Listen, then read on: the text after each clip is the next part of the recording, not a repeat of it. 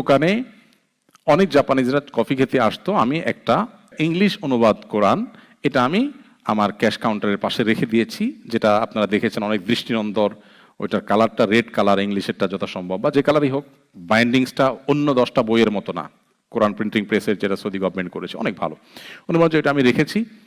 অনেক সময় দেখা যায় ওরা খুব বই পড়তে পছন্দ করে, এটা উল্টায় উল্টায় বলে, দেখে যে বইটার বাঁধাই খুব সুন্দর, ঝকঝকা, ছাপা খুব ভালো, কিন্তু কোনো রাইটারের নাম নাই। তখন কৌতূহলী হয়ে জিজ্ঞেস করে যে এই বইয়ের রাইটার কে। তো উনি বলে যে আমি সবাইকে কমন উত্তর দেই, তোমার ক্রিয়েটর যে, এই বইয়ের রাইটার সে। তখন সে অবাক হয়ে যাও, আমার আবার ক্রিয়েটর কে, আর এটা কেমন বই যে রাইটার নাই। তো সে কৌতূহলী হয়, কৌতূহলী হয়ে আর একটু উল্টায়, দেখের পরে কেউ কেউ চায়, অনেকে ইগনোর করে, আর অনেকে বলে যে না আমি কি এটা এটা কোথায় পাবো বা বইটা নিতে পারি কিনা, কোনো বই পাগল জাতি তারা। তো বলে যে অনেকে বই নিয়ে যায়, এবং এই কোরআন পড়ার পর উনি বলেছেন, আমার হাতে, আমার ফিগারটা মনে নেই, উনি বলেছেন অনেক মানুষ আমার কাছে ইসলাম গ্রহণ করেছেন এবং তারা আমার চেয়ে বেটার মুসলিম হয়েছেন।